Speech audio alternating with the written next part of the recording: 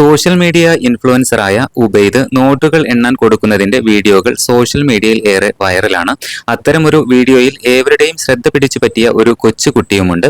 കാസർഗോഡുകാരനായ മുഹമ്മദ് ബദറുദ്ദീൻ.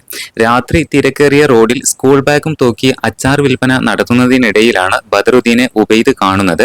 എന്തു വേണമെന്ന് ചോദിച്ചപ്പോൾ ഒന്നും വേണ്ടെന്ന് അവൻ പറഞ്ഞു. നോട്ടുകൾ എണ്ണാൻ നൽകിയപ്പോൾ 19,600 രൂപയാണ് 13കാരൻ എണ്ണിയെടുത്തത്. അസുഖബാധിതയായ ഉമ്മയെ സഹായിക്കാനാണ് ബദറുദ്ദീൻ വഴിയോര കച്ചവടത്തിനിറങ്ങിയത്. ഇന്നിപ്പോൾ സ്വന്തം പേരിൽ അച്ചാർ ബ്രാൻഡ് തന്നെ തുടങ്ങിയിരിക്കുകയാണ് ഈ 8ാം ക്ലാസ്സുകാരൻ. ഒരു വർഷമായി കുടുംബത്തിന് മാങ്ങ അച്ചാർ വിൽപ്പനയുണ്ട്. നേരത്തെ മുല്ലപ്പൂ കെട്ടി നൽകുന്ന ജോലി ഉമ്മ ചെയ്തിരുന്നു. പ്രദേശത്തെ മുല്ലപ്പൂ തോട്ടത്തിൽ നിന്ന് ബദറുദ്ദീനും സഹോദരിമാരും പൂക്കൾ പറിച്ചു കൊണ്ടുവരും. ഇത് കെട്ടി നൽകുകയായിരുന്നു ബി ഫാത്തിമ ചെയ്തിരുന്നത്.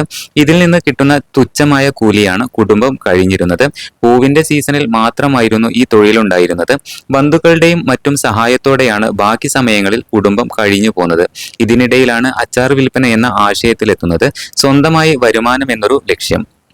സ്കൂൾ കഴിഞ്ഞ് വീട്ടിൽ വന്നതിന് ശേഷം 6 മണി മുതൽ രാത്രി 8:30 മണി വരെ ബദറുദ്ദീൻ കാസർഗോഡ് നഗരത്തിലെ പ്രസ് ക്ലബ്ബ് ജംഗ്ഷനിൽ അച്ചാർ വിൽക്കും.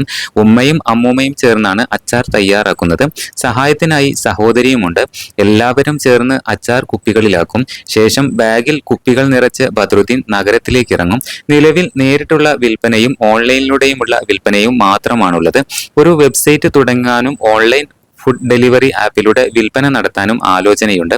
കടകളിലും നേരിട്ട് വിൽപ്പന നടത്തുന്നില്ല. സർക്കാരിൽ നിന്ന് എൻഡോസൾഫാൻ ധനസഹായം കുടുംബത്തിന് ലഭിച്ചിരുന്നു. അടുത്തിടെയാണ് ഇവർ സ്വന്തമായി വീട് നിർമ്മിച്ചത്. സോഷ്യൽ മീഡിയയിലെ വീഡിയോ വൈറലായതിനു ശേഷം വിൽപ്പന വർദ്ധിച്ചതായി ബി ഫാത്തിമ പറയുന്നുണ്ട്. ദിവസേന 10 കുപ്പിയോളം വിൽക്കാൻ സാധിക്കുന്നുണ്ട്. 1/4 കിലോ അച്ചാറിന് 60 രൂപയും 1/2 കിലോക്ക് 120 രൂപയും കിലോക്ക് 230 രൂപയുമാണ് വില.